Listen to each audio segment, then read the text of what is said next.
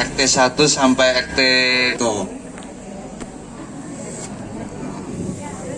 Saya sebelum dinas di sini, saya dinas di Aceh, Bu. Di Aceh. Di Aceh baru 1 bulan saya baru masuk sini, Bu. Saya tinggal di Cijantung. Saya sudah berkeluarga, anak 2.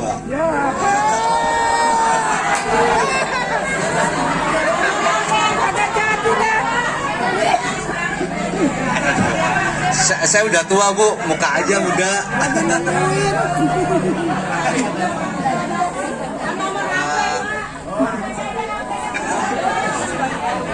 Iya, masih muda. Tuh.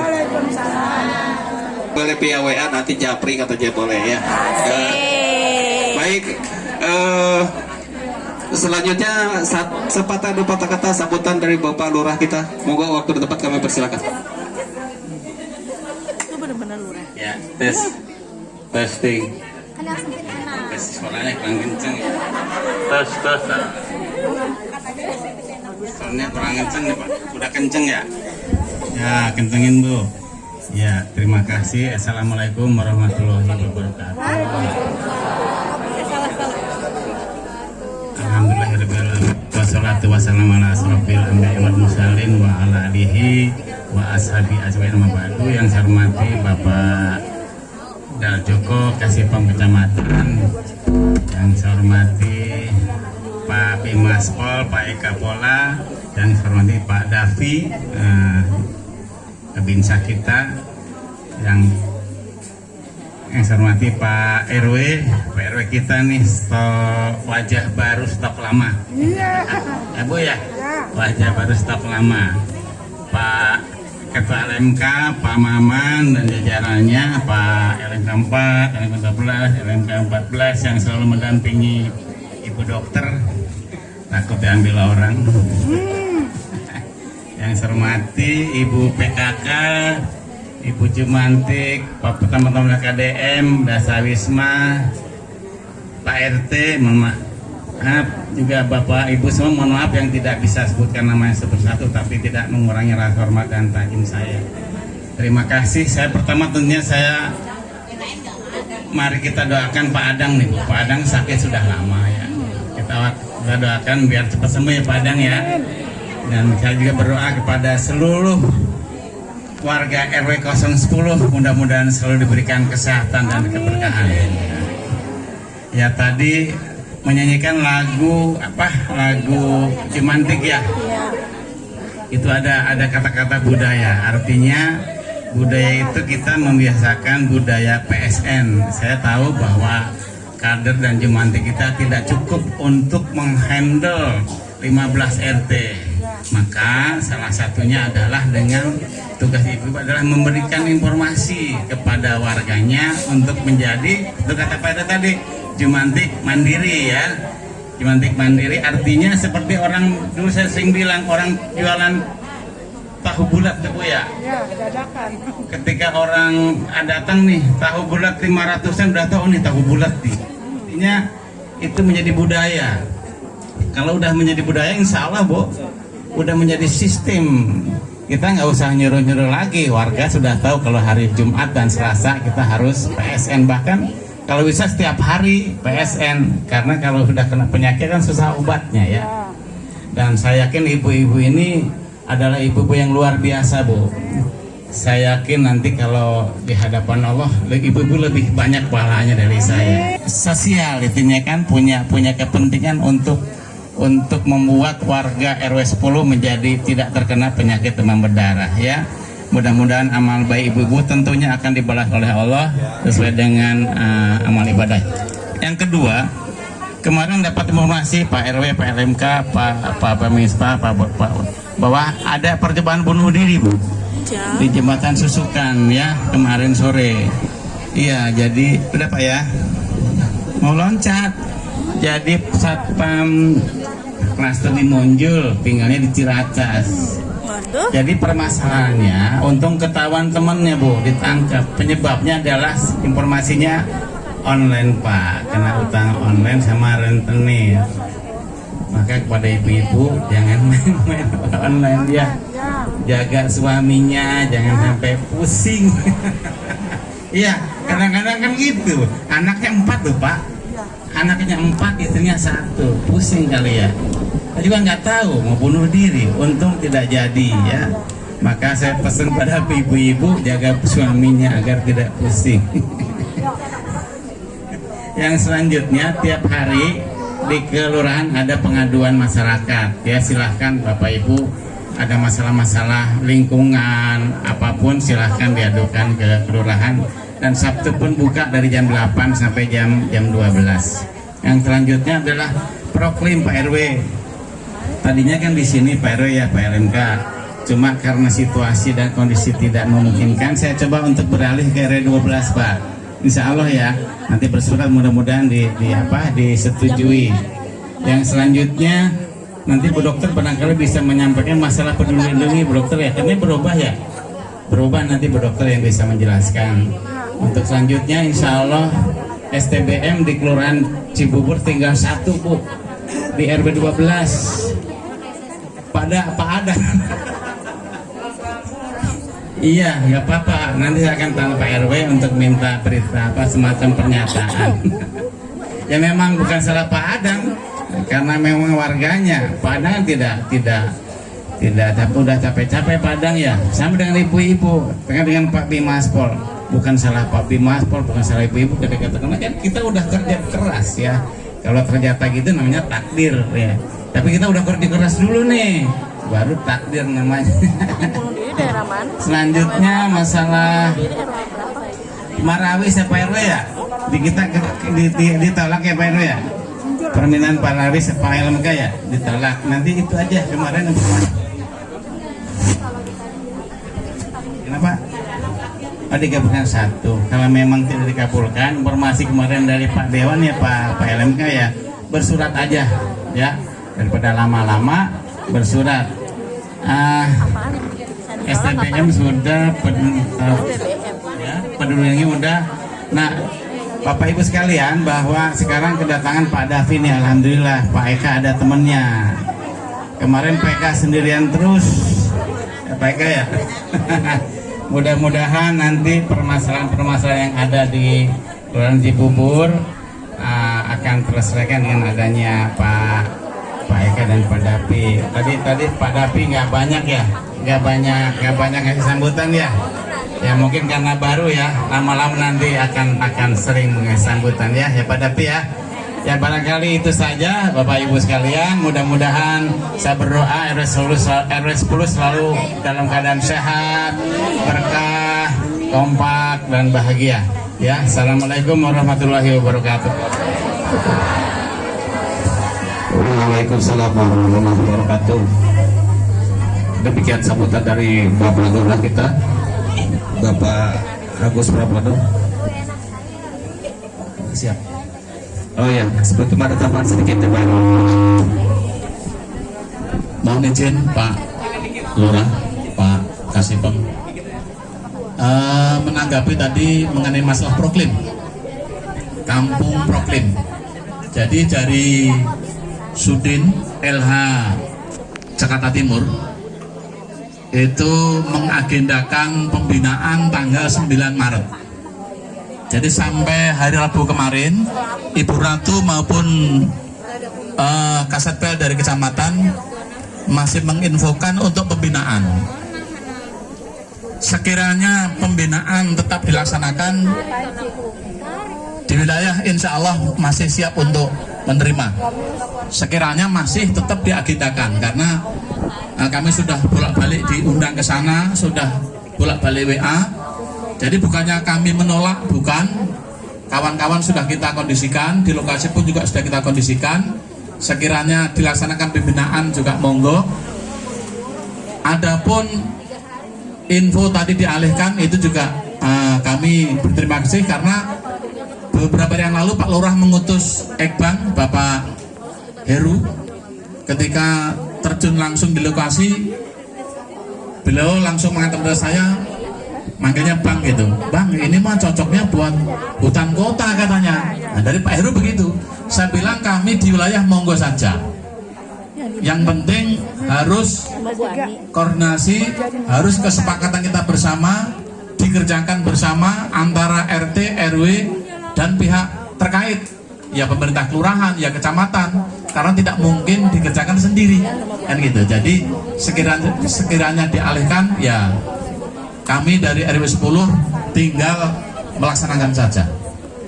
Selamat izin ya Bapak Ibu, jadi di RW 12 sudah terbentuk kampung sedekah dan alhamdulillah udah 7 jutaan ya Pak. Ya. 7 juta Pak, dan alhamdulillah jadi kampung sedekah itu kita hanya kepikiran, saya tuh Pak Camat kepikiran bagaimana agar Pak RW itu ketika ada kegiatan tidak pusing-pusing Pak, salah satunya. Dan kampung sedekah ini proses ke depan, artinya dari kampung sedekah bisa ada yang namanya jualan roti, pabrik roti, bisa kembang itu Pak RW, ada namanya optik dan lain-lain. Kedepannya memang tidak hanya terlingkup di situ, bisa nanti kedepannya insya Allah dengan ada kampung sedekah akan ada wawasannya lebih luas tentang nanti di RW 10 ya. Mudah-mudahan di RW 10 akan terbentuk kampung sedekah, nanti menyusul mungkin RW 5 Pak, RW 5 ya. Terima kasih, silakan Pak LMK. Mohon maaf satu. Selamat siang, salam sejahtera untuk kita semua. Yang terhormat kepada Bapak Kasipem Kecamatan Ciracas, Bapak Sridhar Joko beserta jajarannya. Yang terhormat kepada Bapak Lurah Cibugur, Bapak Agus Pramono beserta jajarannya. Yang terhormat kepada Bapak Binmaspol, Bapak Eka. Yang terhormat kepada Bapak Davi, Bapak Babinsa. Yang saya hormati kepada tuan rumah, Bapak Ketua RW 10, Bapak Nur Syamsi beserta jajarannya. Yang saya hormati kepada Bapak LMK dari RW 01 sampai dengan 14 Cibubur. Yang saya hormati kepada perwakilan FKDM Kecamatan maupun Kelurahan Cibubur. Yang saya hormati kepada perwakilan dari PKK Ibu Diana. Yang saya hormati kepada Satpol PP tadi ya. Serta yang saya banggakan para kader Jumanti, kader Desa Wisma, kader Posyandu, serta para hadirin yang tidak bisa saya sebutkan satu persatu. Terima kasih banyak atas kesempatan yang telah diberikan pada saya hari ini. Sebelumnya saya ingin menyampaikan permohonan maaf karena Kepala Puskesmas Cibubur, Dr. Melisa berhalangan hadir karena sakit. Baik, mungkin Bapak Ibu, yang akan pertama-tama saya sampaikan adalah kasus DBD. Kan kalau PSN ini nggak jauh-jauh dari DBD ya. Untuk kasus DBD pada bulan Februari 2023, alhamdulillah turun drastis. Tepuk tangan dulu. Alhamdulillah banget Bu, turun. Jadi dalam 1 bulan ini hanya 1 yang DBD.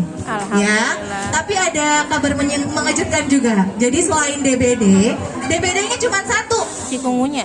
Dengar ya sebentar ya Bu, jadi DBD-nya cuma 1, tapi ada cikungunya Bapak Ibu. Iya, jadi secara mengejutkan ternyata ada di 1 RW penderita cikungunya. Dan di dalam 1 RW itu banyak penderitanya, kurang lebih ada 12 orang. Ya, jadi Bapak Ibu, saya harap tetap waspada ya, karena memang DBD dan cikungnya ini nyamuk pembawanya sama. Aedes aegypti yang kita PSN sama-sama ini sama nyamuknya ya. Jadi kalau untuk DBD khas Bu, trombositnya jelas-jelas turun. Kalau cikungunya ini hanya menyebabkan, tidak hanya sih ya, memang tidak menyebabkan kematian, tapi menyebabkan kelumpuhan sementara. Mungkin Bapak Ibu ada yang pernah mengalami? Iya, jadi memang di beberapa rumah sakit ini tidak ada pemeriksaan darah untuk cikungunya. Jadi yang khasnya adalah lumpuh secara mendadak. Nyeri otot, nyeri sendi, tapi secara mendadak ini sakit Bu, mungkin sampai tidak bisa digerakkan. Ini jelas-jelas terjadi di 1 RW, ini ada 12 penderita. Sebenarnya ini sudah terjadi dari Desember setelah turun. Jadi Desember ada 1 orang penderita namun tidak tahu kalau itu cikungunya. Ya, jadi terjadilah penyebaran sampai dengan Februari kemarin. Ya, alhamdulillah sudah ditangani dan tidak ada kejadian lagi. Iya, tidak ada tambahan lagi. Jadi saya harap Bapak Ibu sebagai perwakilan dari wilayahnya masing-masing tetap waspada Bapak Ibu ya. Karena ini secara intens hujan terus-menerus ya. masih terjadi hujan secara terus-menerus. Ini panasnya terang banget. Jadi ini memang iklimnya sudah DBD banget nih. Udah potensial banget untuk DBD. Jadi Bapak Ibu, terutama kader Jumanti, kader Dasawisma, nanti sekalian turun, sekalian ditanya biar menimbulkan gerakan satu rumah satu Jumantik nih Bapak Ibu ya. Jadi pas turun, Bu PSN, gimana di dalam aman gak Bu? Gitu ya. Jadi kita mau menimbulkan kesadaran, ini udah PSN belum? Jangan Ibu yang nyari dulu gini. Bu, misi PSN, udah PSN belum Bu? Ada jentiknya nggak di dalam di kolam? Kan Ibu tahu ya, di dispenser ada nggak Bu? Gitu, jadi kita mau menimbulkan kemauan warga untuk melakukan PSN secara mandiri. Karena ibu-ibu kader hanyalah seseorang yang ditunjuk wilayah untuk mengedukasi mereka. Ya, jadi harus tetap mengedukasi gimana sih caranya PSN, apa saja sih barang-barang yang potensial, ya. Sekali lagi yang potensial di dalam maupun di luar rumah. Karena sekarang lagi musim hujan, Bapak Ibu, jadi yang sangat-sangat potensial di luar rumah. Jadi nanti sambil turun kalau ada barang-barang potensial di luar, sambil dibilangin ya Bu, ini dia boleh nggak disimpan dulu. Seperti itu ya. Baik, kurang lebihnya DBD itu. Lalu yang kedua, Bapak Ibu sudah tahu Peduli Lindungi sekarang sudah berubah? Ya, jadi tadi yang disampaikan oleh Pak Lurah, Peduli Lindungi secara resmi sudah berubah menjadi Satu Sehat Mobile. Satu Sehat Spasi Mobile. Satu Sehat Spasi Mobile. Caranya gimana nih Bu? Diupdate aja. Jadi buka Play Store atau App Store, nanti ketik Satu Sehat Spasi Mobile, update. Gitu. Fiturnya sama, kurang lebih, cuma ada fitur tambahan lainnya. Fiturnya tuh bisa check in di ruang publik, hasil sertifikat, hasil antigen atau swab, riwayat penyakit ada di situ Bu. Jadi jadi Bapak Ibu jangan kaget kok Peduli Lindunginya minta diupdate ya. Nanti berubah nama jadi Satu Sehat Mobile. Jadi nanti minta diteruskan kepada keluarganya iya jadi Satu Sehat Mobile. Cuma untuk saat ini Bapak Ibu memang Satu Sehat Mobile masih maintenance, masih dalam masa maintenance, jadi mungkin agak kesulitan nih. Kayak kemarin kan ada vaksin petang nih Puskes Cibubur ya, kita belum bisa nginput nih karena masih dalam transisi. Jadi mungkin butuh beberapa saat ya Bu. Nggak apa-apa kalau mau update aplikasinya, diupdate Satu Sehat Mobile. Cuma nanti untuk sertifikat mungkin terkendala karena lagi di maintenance.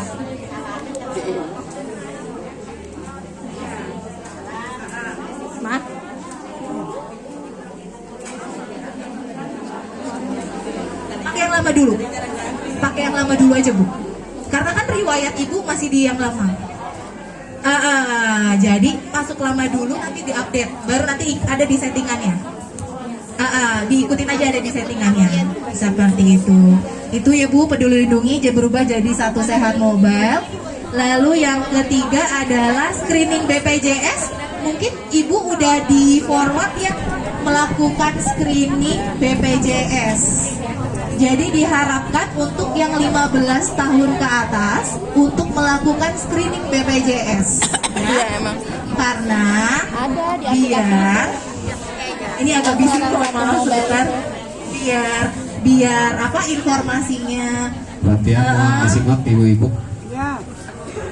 Bu, mohon maaf sebentar ya. Jadi biar informasinya dapat dilanjutkan ke warga. Jadi untuk screening BPJS kan sudah di-share ya sama Korwil ya. Ada tuh, jadi yang 15 tahun ke atas diharapkan untuk screening BPJS. Kenapa sih harus screening?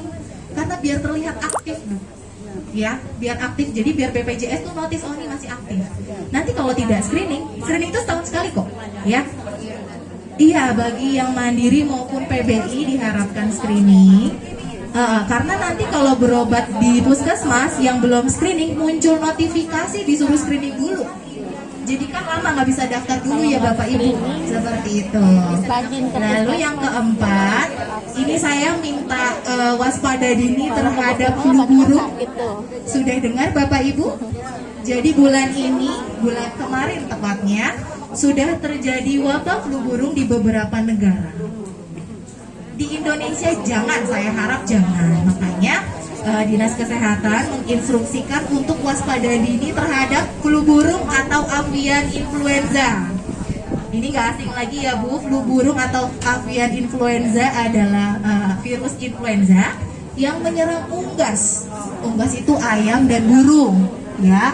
Namun ada satu tipe virus H5N1 yang dapat menularkan unggas dari unggas ke manusia, yang bisa menyebabkan kematian. Ciri-cirinya apa sih Ibu? Flu burung itu tahu? Enggak. Nggak tahu, jadi gini. Iya. Kasih tahu. Burung dan ayam ya Pak. Iya, burung dan ayam. Sekali lagi burung dan ayam ya. Iya.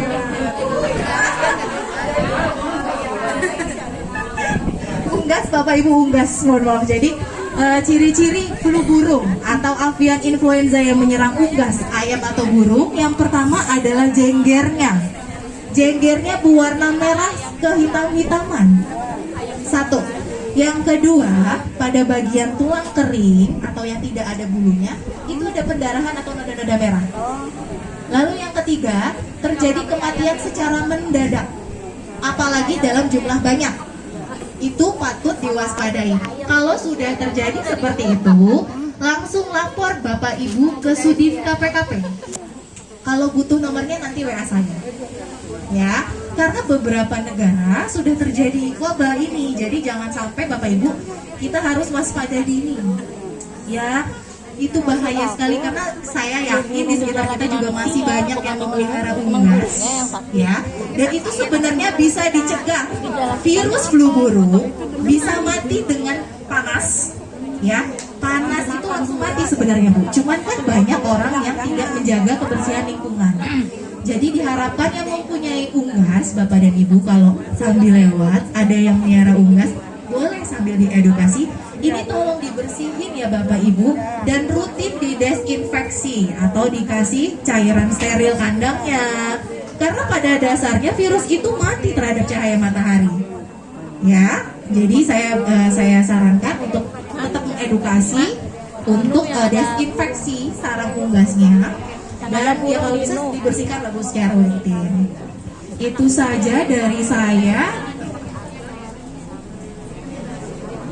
Kalau untuk kita Bu, kita sendiri, yang penting pada saat memegang unggas itu harus pakai masker dari manusianya.